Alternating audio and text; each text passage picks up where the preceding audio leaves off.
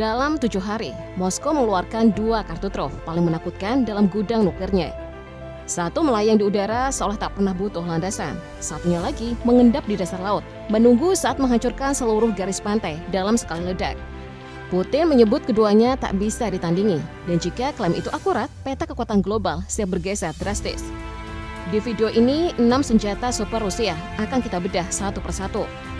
Jangan lewatkan, karena ujian senjata yang tampak rutin ini sebenarnya menyimpan pesan yang bisa mengguncang strategi militer dunia.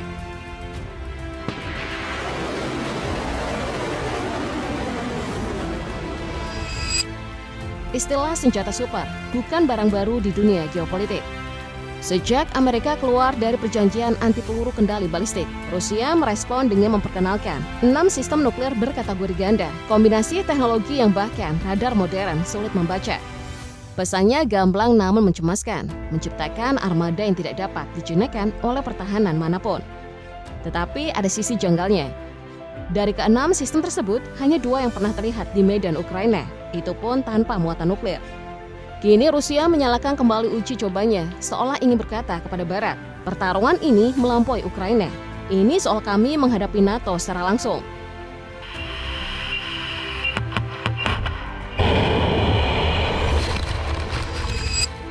Di antara 6 proyek ambisius Rusia, satu menonjol sebagai mimpi buruk paling ekstrim. Bukan rudal yang melesat di langit, melainkan mesin maut yang mengintai dalam gelapnya laut dalam. Dialah Poseidon, drone raksasa bersenjata nuklir yang dirancang untuk membawa bencana dari arah yang paling tak terduga. Ia bukan torpedo biasa. Poseidon adalah hibrida antara kendaraan bawah laut tanpa awak dan torpedo bertenaga nuklir. Lahir untuk satu tujuan, menghasilkan kehancuran absolut. Bayangkan sebuah silinder baja sepanjang 20 meter dan berkisar 2 meter ukuran diameternya melaju senyap sambil membawa muatan nuklir hingga 2 megaton. Jika meledak di dekat pantai, kekuatannya diperkirakan akan memicu tsunami setinggi ratusan meter, menyapu kota-kota pesisir sambil menyebarkan radiasi. Dalam hitungan menit, wilayah yang penuh aktivitas bisa berubah menjadi gurun radioaktif. Dibandingkan rudal Sarmat yang sama ini dipandang sebagai raksasa nuklir Rusia, Poseidon memiliki keunggulan yang jauh lebih menakutkan, reaktor nuklir internal yang membuatnya bisa berkeliaran tanpa batas waktu. Jarak operasionalnya hampir tak bertepi, membuatnya bisa menunggu, mengendap, dan siap menyerang kapanpun diperintahkan. Kecepatannya pun bukan main-main. Poseidon mampu selam hingga 1000 meter, melaju jauh lebih kencang dibanding kapal modern dan bergerak seperti bayangan di kedalaman, sulit ditangkap sonar maupun sistem pertahanan anti kapal selam. Uji pertama dilakukan pada November 2015. Uji terbaru digelar Oktober 2025. Jelas Rusia bukan sekedar pamer teknologi. Mereka sedang memastikan senjata ini siap kapanpun dipanggil.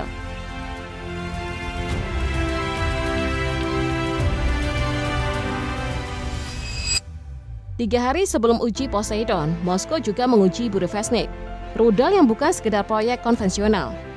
Inti revolusionernya adalah reaktor nuklir mini sebagai sumber tenaga yang secara teoritis memungkinkan penerbangan berjam-jam, bahkan berhari-hari, bahkan berputar-putar mengitari planet sebelum menutup misi.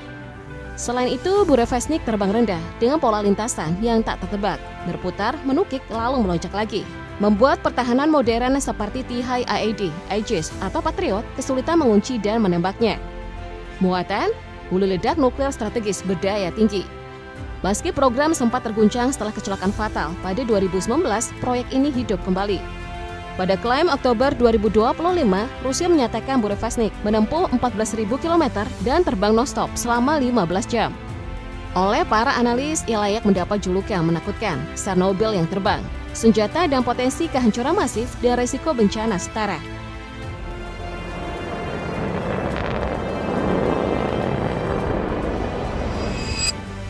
Dari ancaman yang bisa melayang lama ke ancaman yang datang dalam sekejap, masuklah Sikron, rudal jelajah anti kapal yang didesain untuk mengacak-acak armada.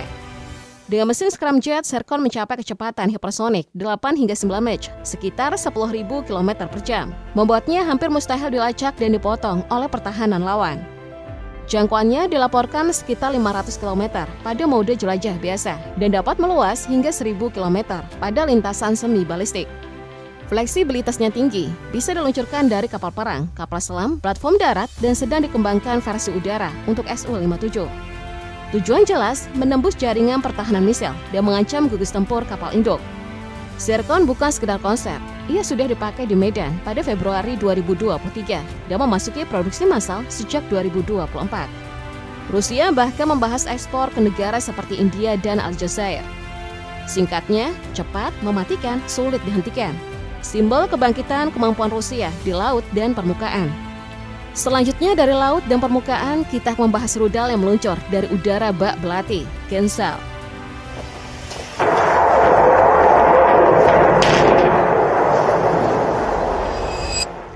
Berbeda dengan Poseidon yang mengintai di kedalaman atau Burevestnik yang bisa mengelilingi langit berhari-hari, Kensal dirancang untuk menyerang cepat dan tanpa peringatan. Rudal hipersonik ini melesat pada kisaran Mach 10 hingga Mach 12, sekitar 12.000 hingga 14.000 km per jam. Kecepatan yang mendekati kilat dan membuatnya sangat sulit ditangkap sistem pertahanan udara masa kini. Diluncurkan dari jet seperti MiG-31K atau Tu-22M3, Kensal punya jangkauan lebih dari 2.000 km. Bergantung pada profil penerbangan dan ketinggian pesawat pembawa. Lebih menakutkan, ia bisa membawa hulu ledak nuklir atau konvensional, ditujukan untuk menghancurkan sasaran bernilai tinggi, kapal induk, bunker bawah tanah, hingga pangkalan strategis. Kensal bukan sekedar konsep, ia sudah dipakai di medan tempur. Pertama terlihat pada Maret 2022 di Ukraina, dan sejak itu dipakai untuk menghantam gudang amunisi, fasilitas energi, dan pusat komando musuh. Pesan yang disampaikan Moskow lewat Kensal jelas, kami mampu menyerang kapanpun dan dari arah manapun, dan musuh nyaris tak sempat melihatnya datang.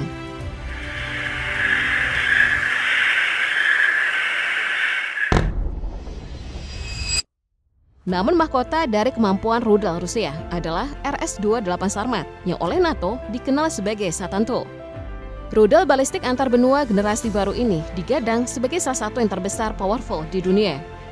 Dengan jangkauan sekitar 18.000 km, Sarmat bisa mencapai target di seluruh penjuru planet. Kapasitas muatannya mengerikan hingga sekitar 10 ton, cukup untuk membawa 10 hingga 15 hulu ledak nuklir, masing-masing berkekuatan ratusan kiloton. Dampak gabungan klaimnya mampu meluluh-lantakan wilayah luas setara Texas atau 2 kali Jerman dalam satu serangan. Sarmat belum pernah dipakai di medan perang nyata. Ini bukan senjata taktis seperti Kensal, melainkan alat pencegah strategis bertajuk pemusnah massal. Uji cobanya pertama dilakukan pada 2022 dari Kosmodrom Plesetsk, menandai babak baru dalam era pencegah nuklir Rusia.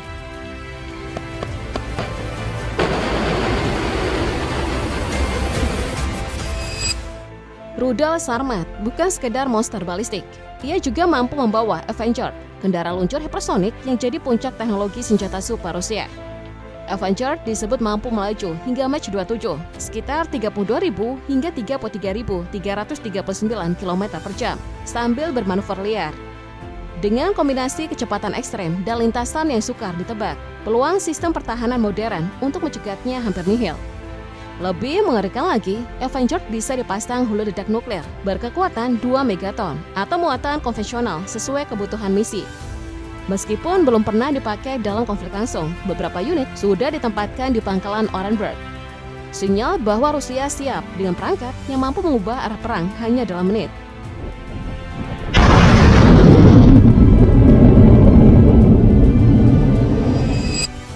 Serangkaian uji coba terbaru ini bukan sekedar untuk kecanggihan teknologi, melainkan pesan geopolitik yang terasa sampai ke ujung dunia.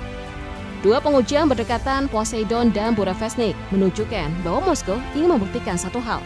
Mereka masih punya daya gigit, meski perang belum mereda dan tekanan ekonomi semakin berat. Dampaknya langsung mengguncang struktur keamanan global. NATO dan Sekutu Barat mulai khawatir.